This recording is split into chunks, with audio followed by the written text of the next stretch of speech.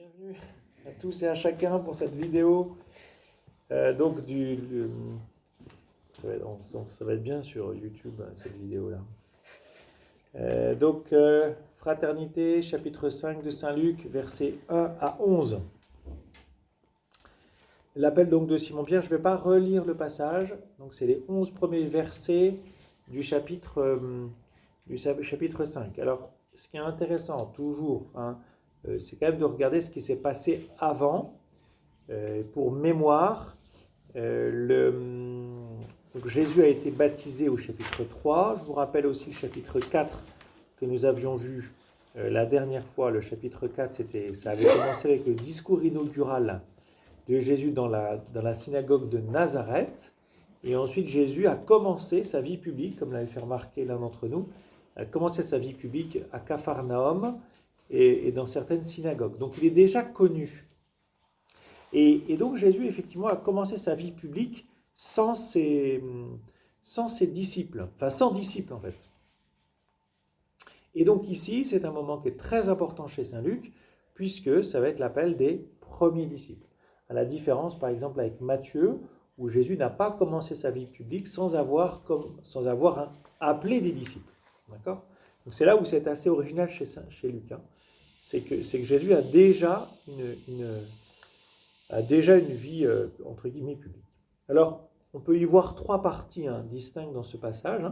Les trois premiers versets qui jouent le rôle comme d'une introduction, d'une situation. Et puis ensuite, vous avez les versets 4 et 7, qui est vraiment le cœur du passage, qui est la pêche miraculeuse. Et puis ensuite, les derniers versets, 8 à 10, qui sont en fait l'envoi, enfin, qui sont l'appel proprement dit, et l'envoi avec Jésus. Puis enfin, entre guillemets, la conclusion, c'est-à-dire le résultat, c'est-à-dire de voir les disciples qui suivent Jésus. Or, il advint comme la foule le serrait de près à écouter la parole de Dieu, tandis que lui se tenait sur le bord du lac de Génézareth, qu'il vit deux petites barques arrêtées sur le bord du lac. Les pêcheurs en étaient descendus et lavaient leurs filets. Il monta dans l'une des barques, qui était à Simon, et pria celui-ci de s'éloigner un peu de la terre. Puis étant assis de la barque, il enseignait les foules. Activité, on va dire, presque normale de Jésus, qui enseigne. Alors, et il nous est dit que la foule le serre de près. Dans d'autres évangiles, cette scène est encore plus poignante, puisque Jésus manque de se faire écraser par la foule qui le presse.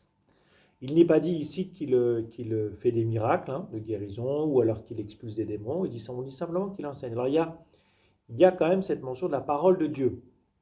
Comme la foule le serrait de près et écoutait la parole de Dieu. Vous voyez, on ne parle pas de la parole de la grâce, comme par exemple à Capharnaüm, à Nazareth, dans la synagogue, mais on parle de la parole de Dieu. Donc là, déjà, quand même, il y a une espèce d'identification entre la parole de Jésus et la parole de Dieu. L'évangéliste, ici, quand même, est en train de nous mettre un indice comme quoi la parole de Jésus n'est pas totalement, entre guillemets, normale, totalement humaine, elle est même confondue avec la propre parole de Dieu. Rappelez-vous, la parole de Jésus, verset 4-32, c'est une parole qui est d'autorité. Ça, c'est le chapitre précédent, verset 32. Les auditeurs étaient stupéfaits devant l'autorité de Jésus. Ils ne parlent pas comme les scribes et les pharisiens. Ils parlent d'autorité. L'autorité en grec, c'est ex, préfixe ex, qui signifie hors d'eux, sortir d'eux, ousia. Ousia, c'est l'être de la personne. Donc, d'autorité, ça veut dire que Jésus parle de lui-même, à partir de lui-même. C'est vraiment lui qui parle. Ce n'est pas seulement un enseignement théorique qu'il aurait appris par cœur et qu'il recracherait pour les foules et ses disciples. Non, cet enseignement, c'est lui-même. Et c'est pour ça que ça marque, les auditeurs.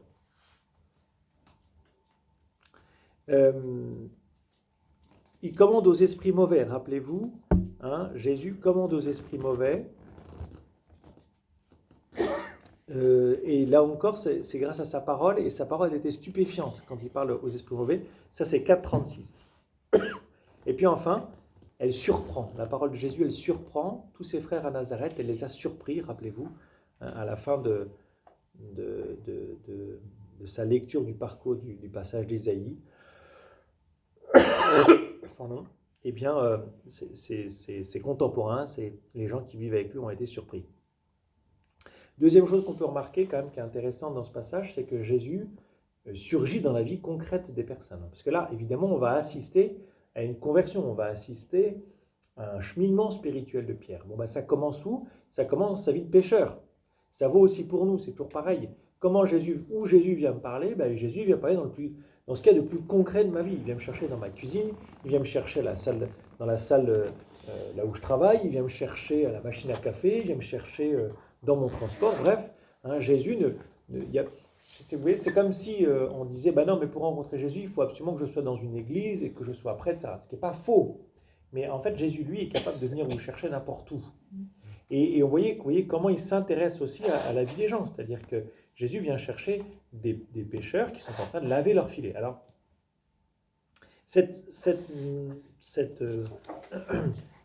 on peut imaginer la scène. La scène serait assez amusante, assez cocasse à imaginer. Vous imaginez Jésus en train de parler, d'enseigner. Vous avez une foule qui le presse, et puis vous avez des espèces d'olibrius, d'escogriffes, qui sont en train de laver leurs filets, qui s'en foutent.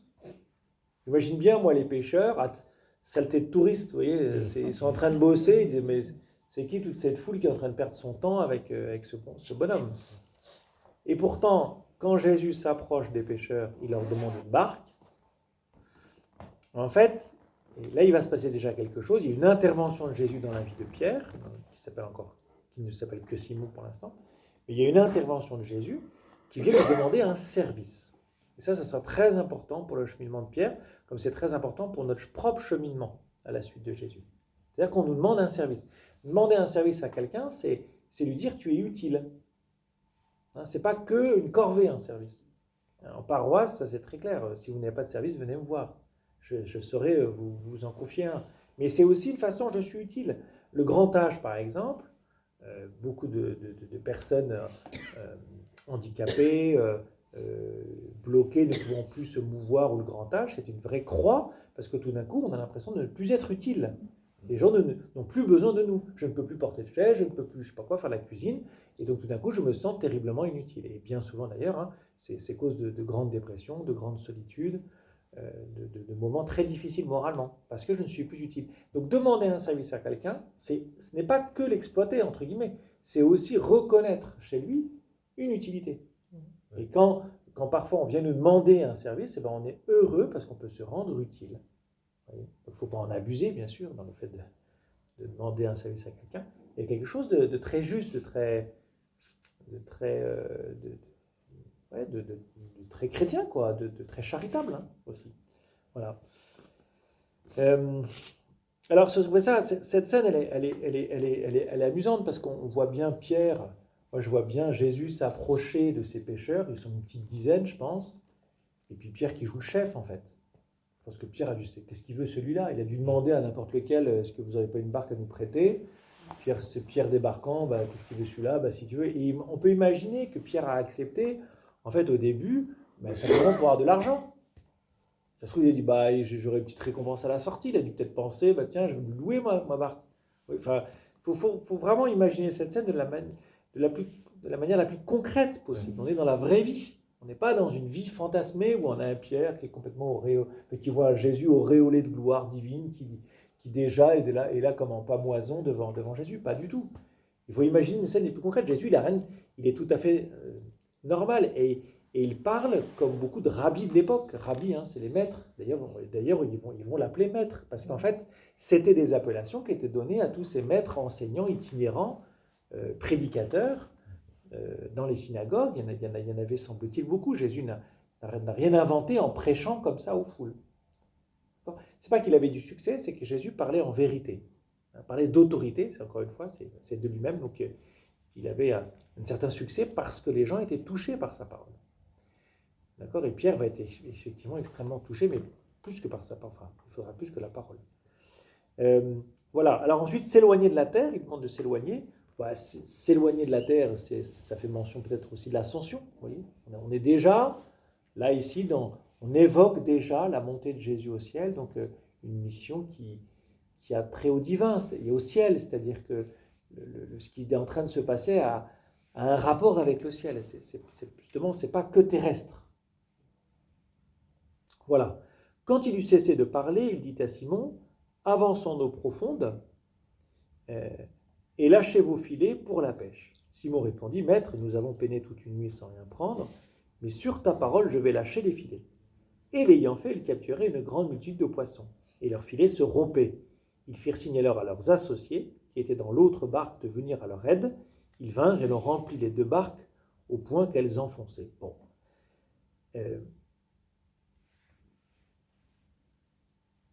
Déjà là, ici, quand il eut cessé de parler, bon, donc ça veut dire que Jésus a parlé un certain temps sur la barque.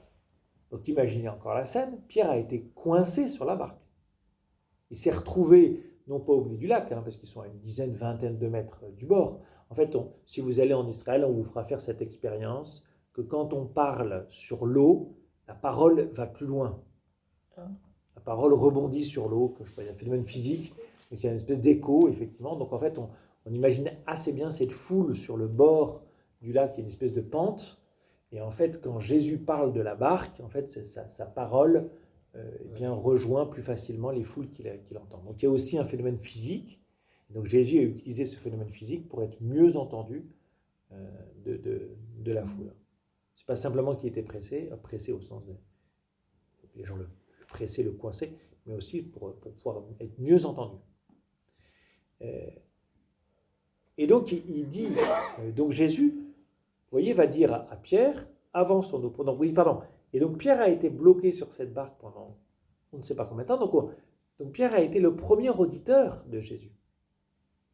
Ce qui va expliquer la réaction de Pierre après. Vous voyez, c'est ce qui va expliquer ce titre de maître qu'il va lui donner. Ce qui va expliquer qu'il va être capable de lui obéir, c'est qu'il aura entendu l'enseignement. Et même si le texte ne le dit pas, il aura été touché par l'enseignement. Vous voyez? Donc déjà là, on a tout un enchaînement, un processus. Comme le pape François parle de processus, mais il y a quand même un processus. D'abord, un premier contact, une demande de service. Ensuite, il y a un enseignement.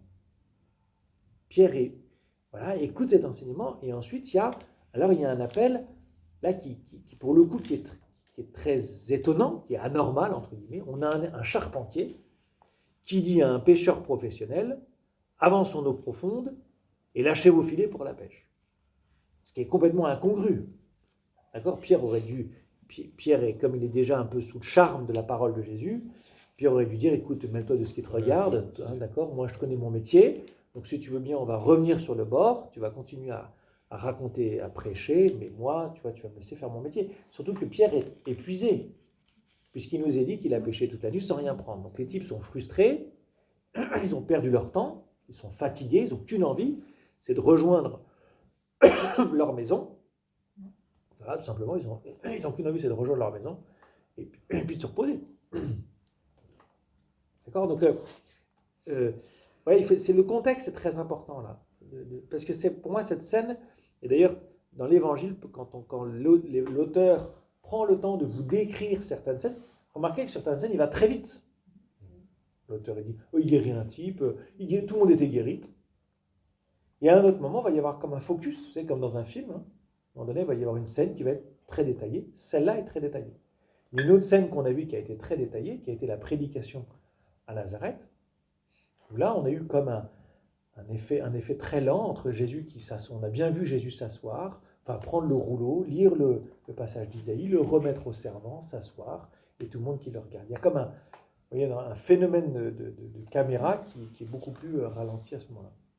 Et donc, voilà, avance en eau profonde et lâchez vos filets pour la pêche. Simon répondit, Maître, nous avons peiné toute une nuit sans rien prendre. Alors, cette invitation de Jésus, évidemment, spirituellement, c'est ce que certains ont dit dans le partage, c'est-à-dire que avance en eau profonde, c'est lâche tes amarres. Sors des sentiers battus. C'est comme si Jésus, ça c'est l'appel de Jésus, l'appel de Jésus, il nous demande de sortir de notre confort, quoi, de nous déplacer par rapport à ce qu'on a toujours fait. Ça c'est très important. La rencontre avec Dieu, il y a quelque chose de très, très, très à mon avis, très important à intégrer. C'est-à-dire que quand Jésus débarque dans une vie, c'est pas pour rien. En tout cas, c'est pas pour nous laisser tranquilles, quoi. C'est pas pour nous laisser tranquilles. Sur tel ou tel point. C'est-à-dire que vous voyez que là, Jésus va chercher Pierre sur sa compétence de pêcheur. Il n'est pas allé lui demander de lui faire griller un poisson. Il n'est pas allé lui demander de courir le 100 mètres en moins de 10 secondes. Il est allé le chercher sur ce que connaît Pierre. Donc c'est une mise à l'épreuve un peu. Est-ce que ce pêcheur professionnel qui croit tout savoir, va-t-il accepter d'écouter la parole d'un inconnu qui lui demande de jeter le filet alors même qu'il est fatigué et que donc ce n'est pas l'heure de pêcher? On sait qu'il y a des heures pour pêcher. On ne pêche pas à n'importe quel moment dans la journée. Là, ça se trouve, il est midi, il est 1h de l'après-midi. Ce n'est pas le moment de pêcher. La pêche, elle se fait au petit matin ou le soir, la nuit, visiblement, puisqu'ils sont partis toute la nuit. Donc, ce n'est pas du tout le moment de pêcher. Donc, on n'est pas du tout, vous voyez, ça c'est important. Ça, c'est important aussi de relire votre propre vie. Dans ma relation avec Dieu, quand est-ce que Dieu est venu me chercher? Est-ce que c'était à des moments où, justement, ou est-ce que j'ai peut-être pas su d'ailleurs l'écouter toujours, parce que c'était à des moments... Et c'était c'était fait de manière totalement imprévue. Et parfois, on a refusé l'appel de Dieu parce qu'on n'a pas voulu sortir de nos sécurités. On n'a pas voulu nous laisser déplacer. Donc, mettre sur ta parole. Donc, effectivement, c'est ce que je vous ai dit. Hein, ce titre de maître, il vient pas de nulle part.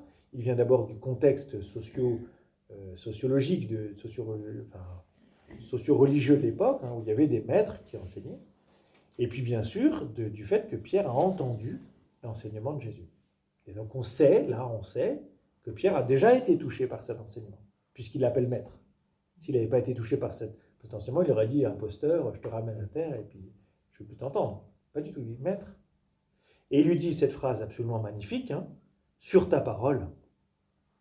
Donc en fait, on voit ce rapport à la parole que Pierre a. Ça, c'est le rapport à la prédication. C'est ce que je vous ai déjà dit. L'évangile, il est fait pour être lu. Enfin, pas pour être lu, justement. Il est fait pour être écouté. C'est pour ça qu'à la messe, par exemple, rangez vos prions en église.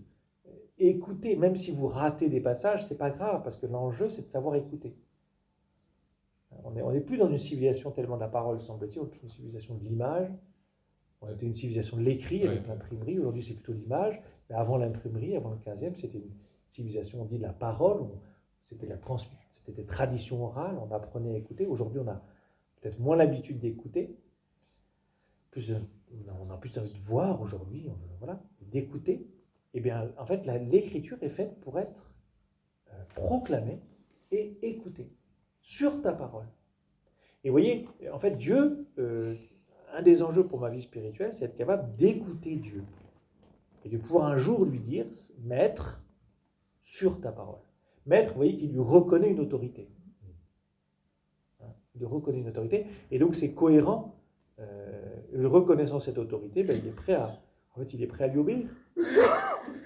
Voilà, Simon va obéir à la parole de Dieu et va lui faire confiance, alors qu'humainement, Jésus a tort. D'accord ? Jésus est un charpentier qui dit n'importe quoi pour la pêche. Et pourtant, Pierre, le spécialiste de la pêche, qui lui a raison, va pourtant lui obéir. Va pourtant lui obéir. Donc là, il y a déjà l'ébauche, enfin, c'est plus qu'une ébauche, hein, mais c'est déjà un acte de foi. On a déjà ici la description de ce qu'est un acte de foi. Sagesse pour les hommes, folie pour Dieu. C'est ce que dira Paul à propos de la croix. Voilà. Ce que Dieu donne est folie pour les hommes. C'était folie pour Pierre d'avancer en eau profonde et de jeter des filets. Et pourtant, il va le faire. Mystérieusement, on ne sait pas pourquoi il le fait. On sait qu'il le reconnaît comme un maître, mais pourquoi il le fait, on ne sait pas exactement. On s'est toujours dit qu'il le fait. Voilà. Alors, ils prennent des poissons. Alors, effectivement, là, on va assister à l'acte, j'allais dire l'acte des actes, mais un acte absolument étonnant, un acte miraculeux, où, contre toute attente, eh bien, ils vont faire la pêche du siècle. Ce que j'avais dit une fois en prédication ici, il me semble, ils vont faire le chiffre d'affaires de l'année, quoi. Et vraiment, en fait, ce qui est très intéressant, c'est de voir que Jésus, quand il rentre dans ma vie, il y a une bénédiction. Cette bénédiction, elle peut être économique, elle peut être morale, elle peut être sociale. Tout d'un coup, j'ai de la facilité à me faire des amis. Elle peut être morale parce que tout d'un coup, j'ai une facilité à abandonner mes vieux péchés, mes mauvaises habitudes. Elle peut être économique. Tout d'un coup, j'ai une réussite dans les affaires parce que j'ai plus d'honnêteté, parce que j'ai plus de flair, j'ai plus de discernement. Elle peut être spirituelle. Je peux être comblé intérieurement, paisiblement. Je peux mieux comprendre ce qui est pas moi, ce qui m'est arrivé. Une des bénédictions de Dieu le jour où il y a une expérience spirituelle dans ma vie forte, ben, tout d'un coup, c'est comme si je comprenais tout le catéchisme, quoi. J'ai eu une espèce de grâce intellectuelle et spirituelle étonnante. Voilà, ça ne veut pas dire que tout d'un coup, j'ai tout compris. Non, mais j'ai une grâce de connaissance. Là, et je vois que c'est ce genre de bénédiction, c'est une espèce de pêche miraculeuse, si vous voulez. Une profusion. C'est trop Seigneur. C'est trop Seigneur. Il y a une espèce de... Ah, en fait, on est comme... ben, je pense que les poissons, il y en avait trop. Et d'ailleurs, ils avaient appelé leurs copains. Les barques elles-mêmes s'enfoncent. Donc, ils ont failli couler, si vous voulez. Donc, c'est quand même assez étonnant comme passage. Voilà. Donc, ça dit l'abondance de la grâce. Voilà. Ça dit l'abondance de la grâce. Dieu est le Dieu de l'abondance. Ça, c'est très clair. Dieu est le Dieu de l'abondance. Et ça arrive un peu... Enfin, Pierre, il est peut-être arrivé au bout de sa vie de pécheur, justement, parce qu'il il sait pécher, tout ça, mais bah, il sort d'une nuit où il n'a rien, et c'est peut-être ça qui fait qu'il est un peu plus... il est réceptif. Alors ça, c'est intéressant. Vous ne savez pas si à la caméra, enfin, l'un d'entre nous dit, en fait, Pierre est au bout de sa vie de pécheur. Il est au bout de sa vie, comme on dirait, parce qu'il n'a rien pris de la nuit, mais effectivement, il y a une nuit. En fait, c'est intéressant, c'est un détail qui, effectivement, merci Pierre, parce qu'il s'appelle Pierre, celui qui est intervenu. Il dit, finalement, ben oui, en fait, exactement, Simon a traversé une nuit. Et c'est vrai que quand on est dans l'épreuve, il y a quelque chose, comme tu dis très bien, on est plus réceptif. Et c'est vrai, effectivement, qu'il y a un échec dans la vie de Pierre. Merci, parce que c'est un détail supplémentaire. C'est plus qu'un détail, c'est un élément supplémentaire. Donc il y a effectivement une situation d'échec. Et d'ailleurs, c'est en fait même une stérilité. C'est-à-dire que, en fait, Pierre ne porte pas de fruits. Dans nos vies, il y a des moments où nous nous sentons stériles. Nous ne portons pas de fruits. Notre vie n'a plus de sens. Et pourtant, c'est à ce moment-là où Jésus, effectivement, va venir visiter Simon, dans sa nuit, dans sa stérilité. Et il va lui donner de porter du fruit au-delà de toutes ses attentes. Parce que cette fécondité, elle ne va pas venir de Pierre, elle ne va pas venir de ses capacités de pécheur.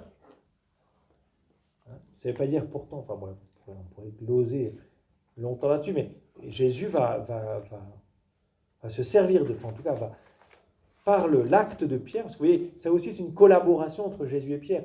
Qui lâche les filets? C'est Pierre, c'est pas Jésus. C'est pas Jésus qui prend les filets, tiens, moi je vais vous montrer.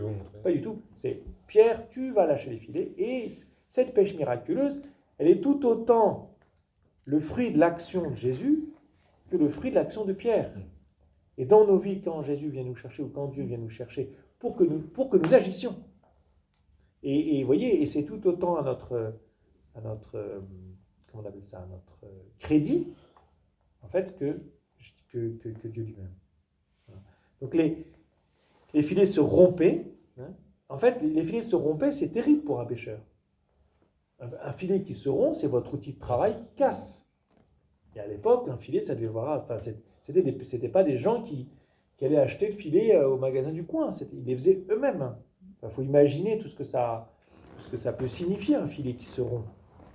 Donc c'est comme si tout d'un coup, ouais, ça me fait penser un peu, vous savez, à ce passage où Jésus vient libérer un démoniaque.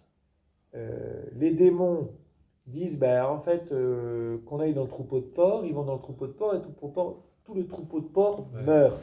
Et les gens, les propriétaires du troupeau de porcs viennent voir Jésus et disent, casse-toi, parce que ta présence nous dérange trop. Il y a un peu de ça, sauf que là, ils acceptent.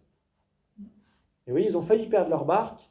Ils sont en train de perdre leur filet. Ils auraient pu dire à Jésus, écoute Jésus, c'est sympa ton truc, mais franchement, tu nous mets trop dans la merde. Ouais. Donc si tu veux, va-t'en. Pas du tout. C'est pas ce qui va se passer, c'est l'inverse, puisque c'est eux qui vont suivre Jésus. Voilà. Mais vous voyez, et là, dans les filets se rompaient, on est déjà on est déjà dans la fin, si tu veux, la fin du passage où on nous dit, laissant tout. En fait, ils sont en train de tout perdre. Donc il y a aussi une mise en danger, quoi. Anthropologiquement, psychologiquement, il y a quand même une espèce de mise en danger de ces hommes, économiquement, ça c'est très clair, de ces hommes devant Jésus, quoi. Enfin, suite à l'intervention de Jésus. Voilà. Ils vont quitter leur ancienne vie. Ils vont quitter leur économie ancienne. Économie, économie, littéralement en grec, c'est oikonomos, c'est la loi de la maison. Donc l'économie, c'est ma façon de vivre, en fait. Donc l'économie ancienne, c'est ma vie de pêcheur, c'est ma vie peut-être de notable de Capharnaüm, et bien tout ça, je vais le quitter. Ils vont le quitter. À cette vue, Simon-Pierre se jeta aux genoux de Jésus, j'accélère, et dit en disant, éloigne-toi de moi, Seigneur, car je suis un homme pécheur. La frayeur, en effet, l'avait envahi, lui et tous ceux qui étaient avec lui à cause du coup de filet, patati patata. Ramenant les barques à terre, laissant tout, ils le suivirent. Donc, vous voyez, Simon, à un moment donné, il voit, à cette vue. Un jour, je me suis amusé à regarder dans l'évangile de Luc comment était utilisé le verbe voir. Qu'est-ce qu'il y a à voir et qui voit? Bon, souvent, dans l'évangile de Luc, il y a un voir qui voit plus loin que ce qu'il y a à voir, qui voit plus loin que le visible. Pierre, là, a cette vue, donc il voit la scène, et en fait, il reconnaît, tout d'un coup, là, il reconnaît Jésus. Il reconnaît Jésus comme son sauveur. Donc, en fait, il s'est passé une œuvre de salut dans la vie de Pierre. Donc, d'abord, il se jette aux genoux de Jésus. Il ne nous est pas dit qu'il se met à genoux. Il nous dit qu'il se jette aux genoux. Donc, le genou dans la Bible, c'est le lieu de la force de l'homme, qui lui permet de se tenir debout. Donc, le genou, ça dit l'homme, en fait. C'est la stature de l'homme, mature, adulte. Donc, prendre quelqu'un sur ses genoux, par exemple, c'est le porter et c'est l'adopter. Fléchir le genou, c'est adorer, c'est un acte d'humilité. Jésus va se mettre à genoux dans le jardin des Oliviers pour prier son Père. Donc c'est reconnaître, se mettre à genoux, c'est reconnaître l'autre comme plus fort que moi. Donc là, il nous est dit qu'il se jette aux genoux. Donc c'est comme si une reconnaissance de la stature de Jésus. Puis une reconnaissance, bien sûr, de la supériorité de Jésus. Donc Simon, en fait, reconnaît ainsi la sainteté et la divinité de Jésus. Et Jésus est reconnu comme le Sauveur. Alors, tout ça, c'est pas explicite, évidemment. Et dans le cœur de Pierre, on ne sait pas exactement ce qui s'est passé. Mais en tout cas, le texte, vous voyez comment l'évangéliste, en fait, veut nous faire comprendre, premièrement, qu'il s'est passé quelque chose de l'ordre du salut dans la vie et dans le cœur de Pierre, et qu'il reconnaît à ce moment-là. L'évangéliste veut nous faire prendre conscience qu'ici, là, ce Jésus, c'est le Sauveur. Donc, il est pris d'effroi, effrayé, épouvanté. Donc, si vous regardez ce mot en grec, donc il est repris dans l'Évangile. Les Juifs qui ont assisté à l'exorcisme de Jésus à Capharnaüm au chapitre 4 ont été eux-mêmes pris d'effroi, c'est le même mot. C'est un peu compliqué d'interpréter parce que ce n'est pas l'étonnement des parents de Jésus, par exemple. C'est un autre mot pour l'étonnement des parents de Jésus. Parce qu'en fait, vous savez, et même de l'ange, quand il dit les anges dans le chapitre 1 et 2, rappelez-vous, ils disent ne crains pas Zacharie, ne crains pas Marie, ne craignez pas au berger. C'est le même ne crains pas ici. C'est basé sur le mot peur, phobie, phobéo. Mais le terme là pour dire effrayé, il est plus fort que la phobéo. C'est pas le mot phobéo qui est utilisé. Donc il y a quelque chose qui est comme, ils sont quand même terrassés, quoi. Terrassés. Pierre va se reconnaître pécheur. C'est ça, en fait, qui est surtout important. C'est-à-dire que devant Jésus, il se reconnaît pécheur. Et Simon va parler de péché. C'est un discours religieux. En fait, Pierre est déjà croyant. Je vais y revenir. Pierre, qui est un bon juif, sait ce que c'est que le péché, c'est-à-dire que c'est une offense à la loi de Dieu. Et donc, il est comme il a eu la grâce de voir l'expérience divine qui se passait avec Jésus à ce moment-là, eh bien, devant Dieu, il se reconnaît pécheur. Vous voyez, ce qui est intéressant, c'est le cheminement spirituel là de Pierre. D'abord, il a accepté de rendre service. C'est intéressant. Deuxièmement, il a écouté l'enseignement. Troisièmement, il s'est jeté à l'eau. Non pas littéralement. Ça, ce sera en Saint Jean, justement, où Pierre va se jeter littéralement à l'eau. Là, il ne se jette pas à l'eau, mais il jette les filets à l'eau. Là, pour le coup, il y a un abandon. Et puis enfin, ça ne s'arrête pas là, il se reconnaît pécheur. Ça veut dire quoi? Ça veut dire que le fruit de la conversion, c'est la reconnaissance de mon péché. Non pas pour culpabiliser, pour être culpabilisé, mais pour être purifié, complètement. C'est une grâce, en fait, de voir son péché. C'est douloureux, mais c'est une grâce. Voilà. Alors là, il faudrait... il y a une petite... là, on va rentrer un peu dans l'évangile de Luc, et dans l'évangile de Luc, il y a deux chemins. Il y a deux chemins de conversion.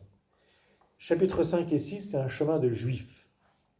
Je vous ai dit, l'humanité pour un juif, elle se divise en deux, les juifs et les non-juifs. Le juif, il a le temple, il a la loi, il a Moïse. Et le non-juif, il a les idoles, il est perdu dans les ténèbres, il n'aime pas le juif. Et d'ailleurs, le juif le rend bien. Mais, et donc, il y a deux chemins, il va y avoir, et donc Luc, comme il s'adresse, on l'a vu au début, plutôt à des pagano-chrétiens, donc des gens qui ne sont pas issus du judaïsme, il va plutôt privilégier le chemin du non-juif. Mais ici, il nous présente le chemin du juif, le chemin de conversion du juif. Donc le chemin de conversion du juif, le juif, lui, c'est le pratiquant régulier. Alors, si je faisais un parallèle avec aujourd'hui, le juif, c'est le pratiquant régulier qui a grandi dans une famille chrétienne. D'accord? Il est croyant de naissance, enfin, d'éducation. Il connaît la Bible. D'accord? Il va à la messe régulièrement. Il a la loi, il a les prophètes. Ça, c'est pour le juif. D'accord? Il connaît, en fait, il sait. Ou il croit qu'il sait. Parce que depuis qu'il est né, ses parents lui ont dit, ils ont raconté l'histoire de Moïse, l'histoire de machin, aujourd'hui c'est l'histoire de Jésus, je connais. C'est des ados à 15, 15 ans, 20 ans, même des gens qui demandent le baptême pour leur bébé à 30 ans, ils disent mais je connais. Alors, je connais, parce qu'en fait j'ai grandi dans une famille catho, et donc j'ai fait du caté, je connais. En fait non. Oui et non. Il y a quelque chose à voir et quelque chose à connaître un peu plus. Et donc, vous voyez, c'est-à-dire qu'on part de Dieu, de sa parole. Dieu, je crois, j'ai la parole de Dieu, c'est-à-dire que j'ai l'écriture, je rencontre Jésus, et là je deviens chrétien dans l'Esprit Saint. Mais vous voyez, je ne pars pas de nulle part. C'est-à-dire que j'ai comme héritage déjà l'écriture et Dieu. Le païen, lui, il n'a pas ça. La personne que vous allez rencontrer dans la rue demain, il y a des païens, il y en a beaucoup, enfin des païens, des gens qui ne connaissent pas l'écriture, il y en a beaucoup. Donc comment vous allez, exactement par le zéro, comment est-ce que vous allez leur parler de Dieu? Vous n'allez pas pouvoir leur parler de la Bible, parce qu'ils ne la connaissent pas.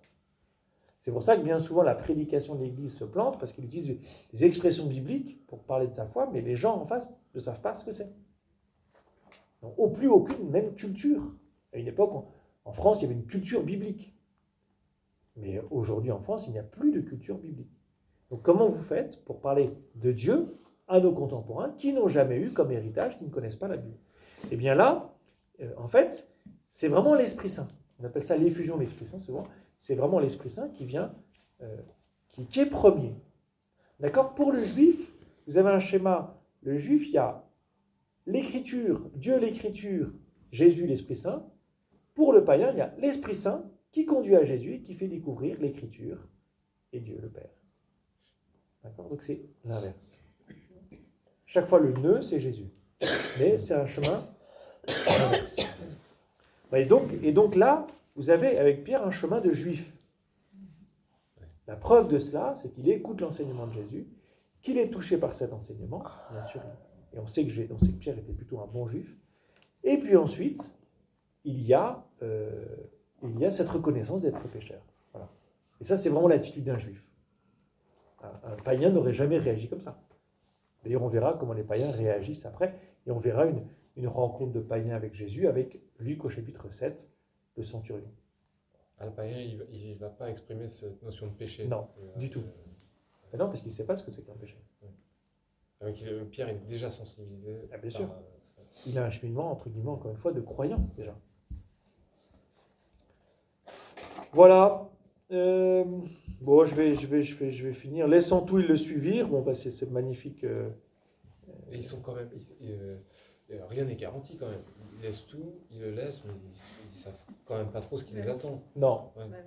Alors, non. De fait, alors les disciples ne savent pas du tout ce qui les attend.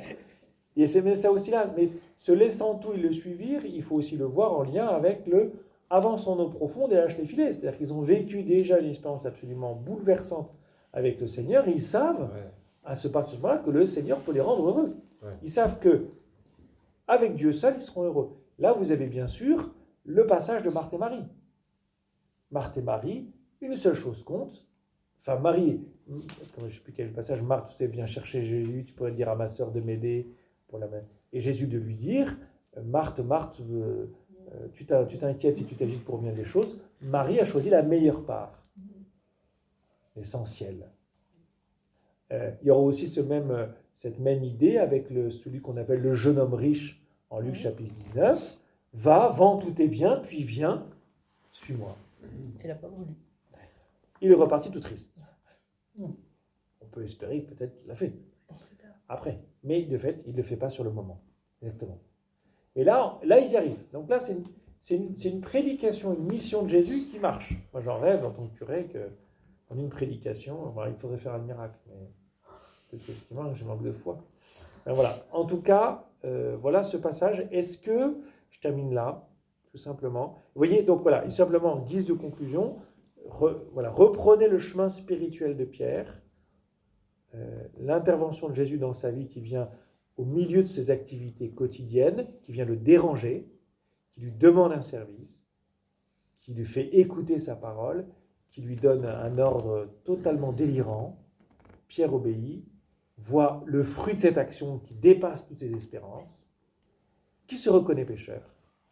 Parce qu'il aurait pu vendre ses poissons, dire ce mec-là est super, c'est l'espèce de gars qui va me faire gagner ma vie de manière. Pas du tout. Il se reconnaît. C'est ça qui est beau chez Pierre. Et cette espèce d'honnêteté, cette vérité de Pierre. Pierre, ce sera peut-être sa marque, cette honnêteté. Je suis un homme pécheur. Et ensuite, viens sur moi et je ferai de toi un pécheur d'homme. Voilà. Est-ce qu'il y a des questions pour ceux qui nous écoutent? Enfin, par ceux qui nous écoutent.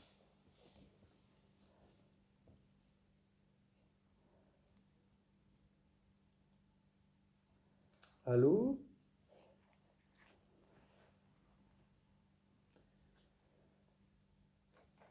Ils sont pas allés se coucher ou quoi?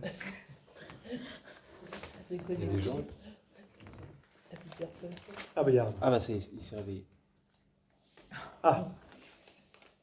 Vous avez des questions ou pas? Je peux prendre une ou deux questions. Il faut rallumer vos micros pour ça. Parce que sinon je ne vais pas vous entendre.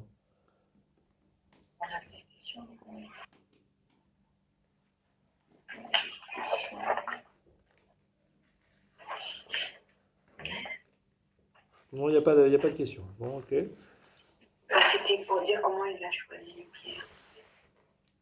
Pourquoi il a choisi Pierre? Je n'en sais rien. Pourquoi il a choisi Pierre?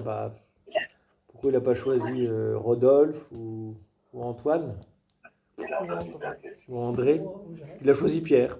Qui est devenu chef de l'église. Voilà. Il a choisi Pierre. Il n'y a pas de... Là, pour le coup, c'est...